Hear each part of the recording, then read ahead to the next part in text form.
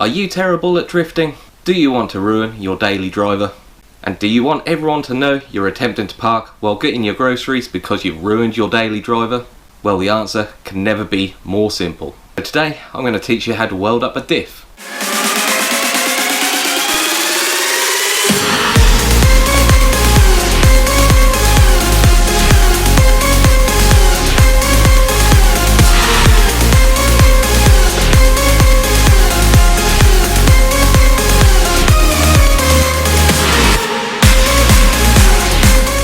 So in the world of mx5s, there's a few different options of diffs out there, and here is just 3 examples of them. The first is an open diff, the second is a torsion, and the third is a super LSD, or a FU. So the torsion works on a helical gear system, and that doesn't need welding. It does a good enough job by itself. The open diff one is the one that we actually want to weld, and the super LSD, even though it looks similar to the open diff, doesn't need to be welded, as it has plates and springs which do the job fine.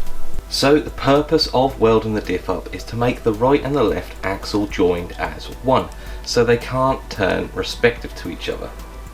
So with an open diff, if this wheel is spinning and this one is on the ground and not moving, you can see that the diff rotates the left wheel but doesn't put any power to the right wheel, and that is the job of these 4 gears here. So what we need to do is weld these 4 gears together so they can't rotate anymore and lock the 2 axles together. Now this diff can be welded up just like this, but I wouldn't advise it.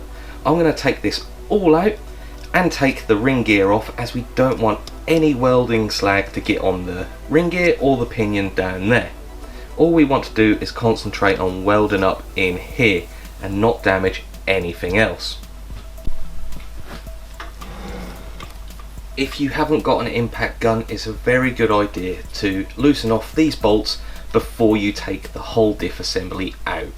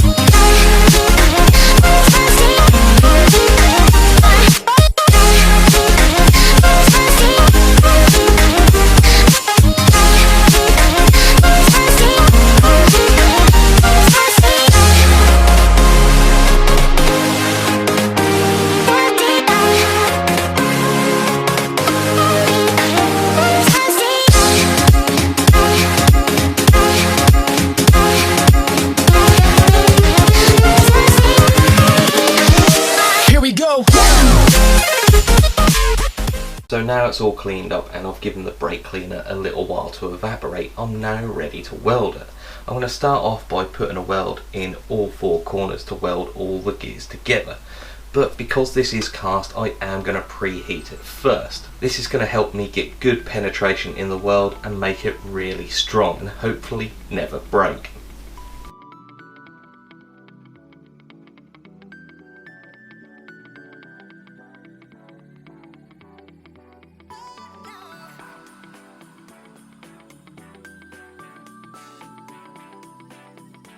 Now it's warm enough, it's time to weld it. I've got the welder cranked up as high as it will go in the hope that I get as much penetration as possible.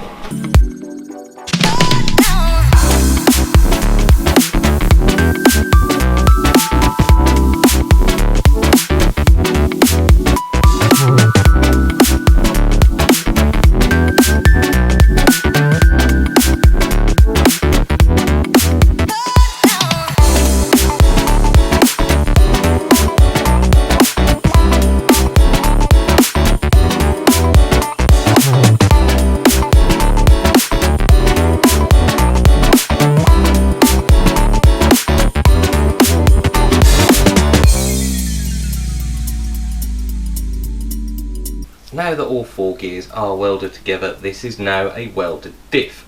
Both drive shafts are going to move exactly the same. And just putting in these welds in all 4 corners, both sides, is plenty enough for the measly power that the mx5 does produce. But for a little bit extra insurance, I am going to be welding a plate straight in the middle and welding all the way round it. Welding in the plates is complete overkill, but it is going to make sure that this is never going to move ever again. Now if you are doing this, make sure you're not going to weld down into the splined holes, as the drive shafts do need to press into it. So just cut your plate out so it fits a little bit higher than those.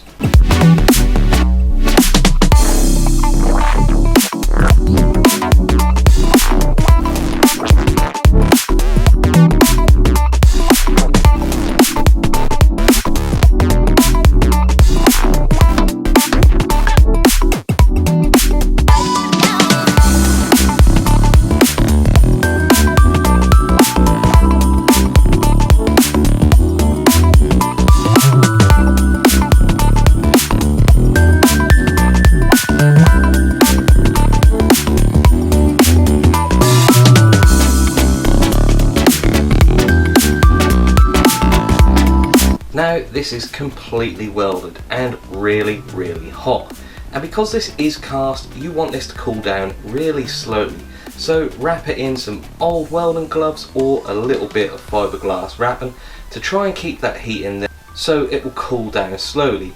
Because it's cast, it may crack if it cools down too quick, so don't quench it in water or oil, just let it cool down naturally, but try and keep a little bit of heat in it.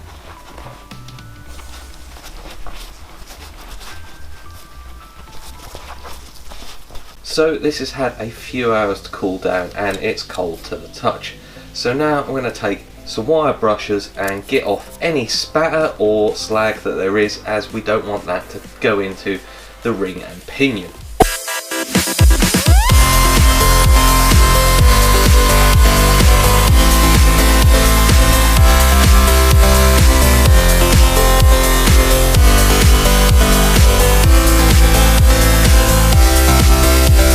And now it's just time to assemble it all back together.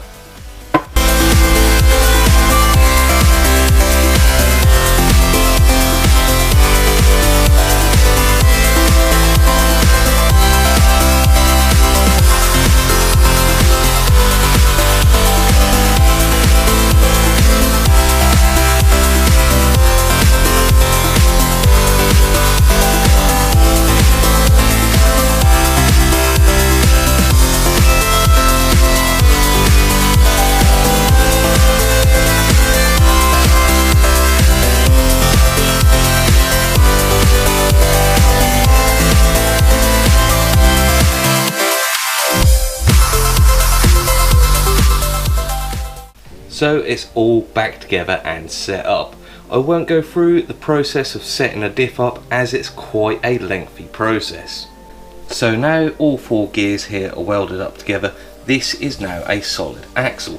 So if I spin the prop shaft, both axles spin at exactly the same rate.